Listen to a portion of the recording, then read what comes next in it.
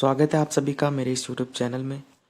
आज हम बात करने वाले हैं उत्तराखंड अधीन सेवा चयन आयोग की तरफ से निकली गई समूह गा के अंतर्गत लोक निर्माण विभाग में अमीन के पदों के लिए अमीन के कुल 88 पदों के लिए विज्ञापन। तो यहाँ पर विज्ञापन प्रकाशन की जो तिथि है, विज्ञापन प्रकाशन की तिथि है 16 जनवरी 2024।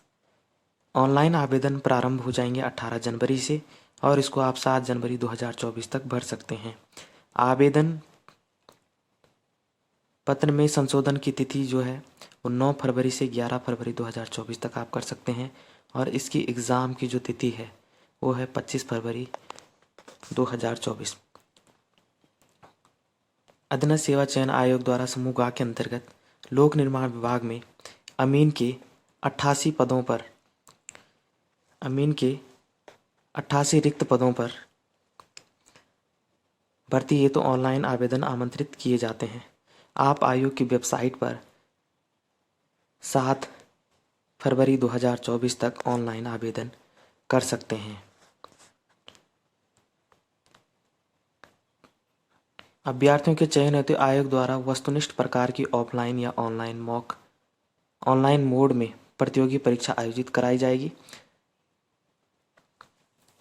और इसमें आप देखते हैं कि जो पदों की संख्या है वो कैसे यहाँ पर दी गई है। आप यहाँ पर देख सकते हैं अमीन के पद हैं कुल 88 पदों पर भर्ती हो रही है। पद नाम आप यहाँ से देख सकते हैं, पद कोड आप ये देख सकते हैं। यहाँ पर लोक निर्माण विभाग में निकली गई है।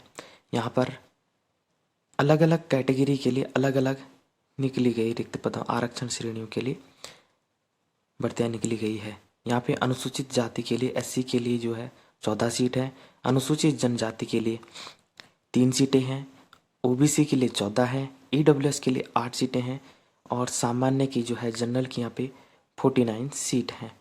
वैसे ही यहाँ पर महिलाओं के लिए भी उत्तराखंड महिला के लिए भी यहाँ पर सीट आवंटित की गई है। और यहाँ पे वेतनमान की बात करें तो 25,500 से लेकर 81,100 रुपये लेवल 4 की रहने वाली है। आयु सीमा की बात करें तो आयु सीमा यहाँ पे 18 से 42 वर्ष है। और पद का स्वरूप देखें तो अराजपत्रित स्थायी अंशदायी पेंशन युक्त है। शैक्षिक अर्हता की हम बात करें तो शैक्षिक अर्हता अनिवार्य अर्हता में आपके पास क्या क्या चीज़ें होनी चाहिए। तो पहला बिंदु है कि अभ्यर्थी ने उत्तर प्रदेश माध्यमिक शिक्षा परिषद अथवा उत्तराखंड विद्यालय शिक्षा परिषद की हाई स्कूल एवं इंटरमीडिएट परीक्षा अथवा सरकार द्वारा उसके समकक्ष मान्यता प्राप्त कोई परीक्षा उत्तीर्ण की हो। या दूसरा यहाँ पर होना चाहिए, हाई स्कूल और इंटर तो आपके पास होना ही चाहिए और साथ में यहाँ पर महत्वपूर्ण कि मान्यता प्राप्त औद्योगिक संस्थान से ITI से सर्वेक्षण या मानचित्रकार सिविल ट्रेड में 2 वर्षीय उत्तीर्ण प्रमाण पत्र होना चाहिए। अगर आपके पास ये चीज़ें हैं तो आप फॉर्म भर सकते हैं। यहाँ पे फिर अधिमानी अर्हताएँ आ जाती है कि अगर अन्य बातें समान होने पर सीधी भर्ती के मामले में ऐसे अभ्यर्थी को अधिमान दिया जाएगा। पहला है जिसमें प्रादेशिक सेवा में न्यूनतम 2 वर्ष की सेवा की हो। 2 है यहाँ पे राष्ट्रीय क्रेडिट कोर का B अथवा C प्रमाण पत्र प्राप्त हो और स्नातक या स्नातकोत्तर डिग्री प्राप्त हो। लेकिन महत्वपूर्ण ये है, अनिवार्य अर्हता होनी जरूरी है। अब बात करते हैं हम अगले बिंदु की जो यहाँ पे महत्वपूर्ण है।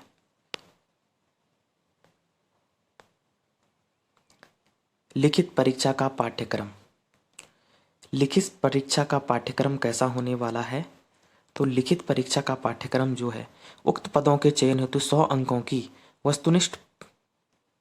वस्तुनिष्ठ प्रकार की बहुविकल्पीय 2 घंटे की प्रतियोगी परीक्षा होगी जिसमें पद की शैक्षिक अर्हता से संबंधित प्रश्न होंगे। अभ्यर्थी परीक्षा पाठ्यक्रम हेतु परिशिष्ट 1 का अवलोकन करें। तो 100 अंकों की 2 घंटे की परीक्षा रहेगी। आप देखते हैं कि मेन बात इसमें क्या है। यहाँ पर अब आता है शुल्क, ऑनलाइन आवेदन हेतु शुल्क। ऑनलाइन आवेदन किए जाने की प्रक्रिया। प्रक्रिया ऑनलाइन आवेदन आरंभ तिथि को आवेदन पत्र के साथ प्रस्तावित किया जाएगा। शुल्क यहाँ पे देख लेते हैं। तो शुल्क यहाँ पे जो सामान्य और अनारक्षित वर्ग है, जनरल और ओबीसी के लिए 300 रुपये यहाँ पर है। अनुसूचित जाति, अनुसूचित जनजाति उत्तराखंड के और आर्थिक रूप से कमजोर वर्ग ईडब्ल्यूएस के लिए 150 रुपये है, 150 रुपीज़ है। और उत्तराखंड दिव्यांग अभ्यर्थी के लिए 150 रुपीज़ है। और जो अनाथ हैं उनके लिए कोई फीस नहीं लगेगी। अब अगला बिंदु देख लेते हैं। अब बारी आती है सिलेबस की। तो सिलेबस को यहाँ पर ये दिया गया है। तो सिलेबस यहाँ पे अमीन पद के लिए ये यहाँ पर कुछ यूनिट में दिया गया है जो आपके सब्जेक्ट से रिलेटेड हैं। तो यहाँ पर जो है 5 यूनिट, और थोड़ा आगे हम देख लेते हैं।